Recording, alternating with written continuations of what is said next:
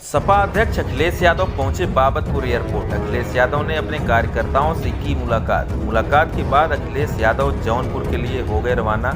Sapa supremo Akhilesh Yadav के बयान के अनुसार ईडी के सवाल पर कहा कि समय समय पर केंद्र सरकार करती रही है ईडी का इस्तेमाल। बुंदेलखंड एक्सप्रेसवे में हुए गड्ढे पर अखिलेश ने कहा कि मानक का नहीं रखा गया ख्याल, एक्सप्रेसवे की जरूर जांच होनी चाहिए। ओम प्रकाश राजभर पर बोले अखिलेश, कहा पहली बार आरोप लगा कि पैसे लेकर बांटे जा रहे थे टिकट। भाजपा पर लगाया आरोप, कहा विपक्ष को डराकर गठबंधन तोड़ने का बनाया गया है दबाव। शिवपाल को लेकर कहा कि यदि मैं चाचा का सम्मान नहीं कर पा रहा हूं तो इसलिए उन्हें हमने स्वतंत्र कर दिया। वाराणसी से संवाददाता जितेंद्र कुमार प्रजापति की खास रिपोर्ट।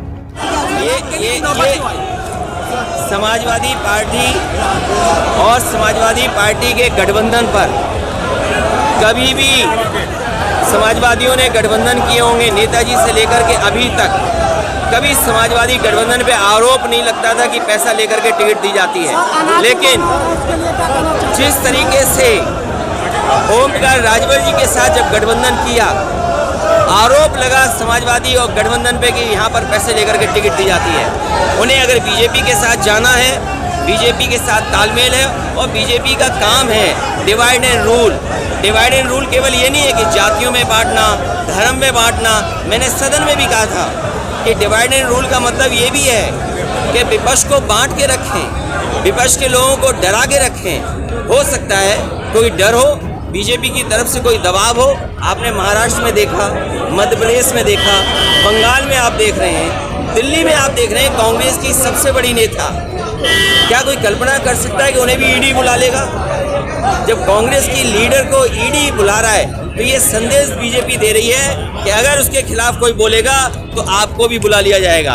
हो सकता है इसीलिए उत्तर प्रदेश का गठबंधन तोड़ा गया हो। तो शिवपाल को भी क्यों आपने अलग कर दिया? कहा कि वो उनको आजादी है कि वो स्वतंत्र रहेंगे। लेकिन अगर उन्हें ये लगता है कि मैं सम्मान नहीं दे पा रहा हूँ तो मैं उन्हें स्वतंत्र करता हूँ और उनको खुली छूट है कि जिस दल के साथ जाना चाहें, जैसा गठबंधन करना चाहें। और सबसे खुशी बात ये होगी कि वो अपना दल दोबारा बनाएं। उनका एक दल है, जो पिछड़े हैं, दलित हैं या अल्पसंख्यक हैं, जो आवाज़ वो उठाना चाहते हैं लोहिया जी की, जयप्रकाश जी की, उस सिद्धांत को अपने दल में शामिल करें, वैसे लोगों को और आगे बढ़ाएं। ओम प्रकाश राजभर लगातार आप पर सवाल उठाते हैं कि आप एसी से बाहर नहीं निकलते। देखिए, एसी क्या है, मैं 22 साल राजनीति हो गई मुझे, और 22 साल में आप सब जानते होंगे कि किसके इशारे पे उठा रहे होंगे। मुझे तो लगता है कि उनके अंदर आत्मा किसी और दल की आ गई है।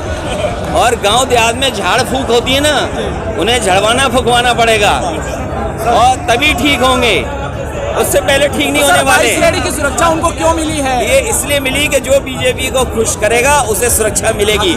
बीजेपी को जो खुश रखेगा वो स्वतंत्र और आजाद घूमेगा। अखिलेश जी कांवड़ियों को लेकर कांवड़ियों का सम्मान होना चाहिए, वो धर्म का है, और धर्म में बहस नहीं होनी चाहिए, धर्म में तर्क नहीं होना चाहिए। मैं धर्म में तर्क नहीं कर सकता। जो धर्म की मान्यताएं हैं मैं उसमें तर्क नहीं दे सकता हूँ, धर्म में तर्क नहीं दिया जा सकता। सर, महंगाई के लिए आप क्या कहना चाहते हैं? गेहूँ महंगाई, बीजेपी को हटाओ महंगाई जाएगी, बीजेपी को हटाओ महंगाई जाएगी। और सबसे बड़ा सवाल ये है, आप तो बनारस के लोग हैं, भोले बाबा पे अगर दूध चढ़ाने जाएगा तो उसे भी टैक्स देना पड़ेगा।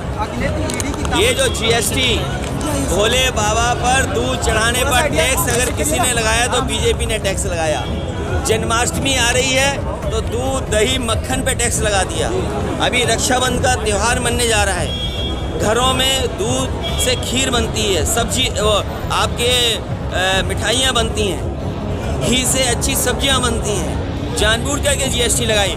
दिल्ली ने अगर जीएसटी लगाई है तो हमारे उत्तर प्रदेश की सरकार बीजेपी के, उसने अनुमति क्यों दी जीएसटी लगाने के लिए? दूध दही पे जीएसटी किसी ने नहीं लगाई होगी, टैक्स कोई दूध दही पे नहीं लगा सकता। और गाय मर रही, सांड लोगों को मार रहे, ये कैसी सरकार है? सोचो। सर, नौयुवक बेरोजगार मैं कहूँगा कि अभी दिल्ली का आंकड़ा आया है, 22 करोड़ लोगों ने फॉर्म भरा, कुछ लाख लोगों को नौकरी मिली।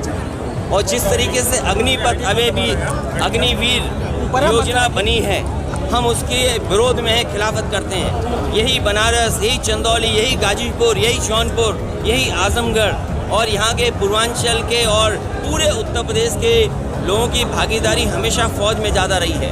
हमेशा फौज की सेवा करने का उनका सपना होता है, वर्दी पहनने का सपना होता है, देश की सीमा को सुरक्षा देने का उनका सपना है। लेकिन इस सपने को तोड़ने का काम वो कर रहा है तो भारतीय जनता पार्टी के लोग, और भारतीय जनता पार्टी के लोग वो लोग हैं जो सबसे पहले भाषण में बोलते हैं भारत माता की जय।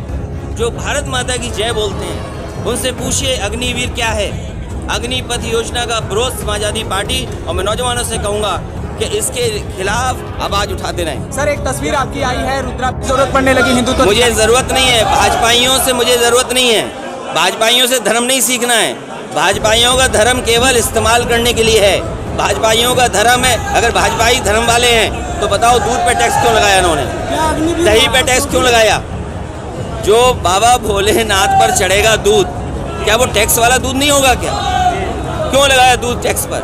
आजमगढ़ और रामपुर में आप प्रचार करने नहीं गए, ये बार बार वो हमारी पार्टी का इंटरनल फैसला है और हमें भरोसा रामपुर और आजमगढ़ पे आने वाले समय में दोनों सीटें समाजवादी पार्टी के साथ होंगी। गाँव में जान फूकने के लिए आपका ये दौरा है सर पूर्वांचल। समाजवादी पार्टी का कार्यकर्ता बहुत मजबूत है, ना वो निराश होता है और हमारा उनसे ज़्यादा सिद्धांत मजबूत है। वो जानते हैं और उत्तर प्रदेश की जनता जानती है कि भारतीय जनता पार्टी को कोई सफाया करेगा तो वो समाजवादी पार्टी के लोग हैं। 2024 में कैसी तैयारी है सर? 2024 में समाजवादी पार्टी भारतीय जनता पार्टी का मुकाबला करेगी और मैं जनता से कहूँगा कि जनता से अपील करूँगा, निवेदन करूँगा कि अपना वोट खराब न करें किसी और को दे करके। दरकिनार हो रहे हैं आपसे, आपके अरे हमारा कोई दरकिनार नहीं हो रहा, अगर तुम्हें आना तुम भी आ जाओ पार्टी में।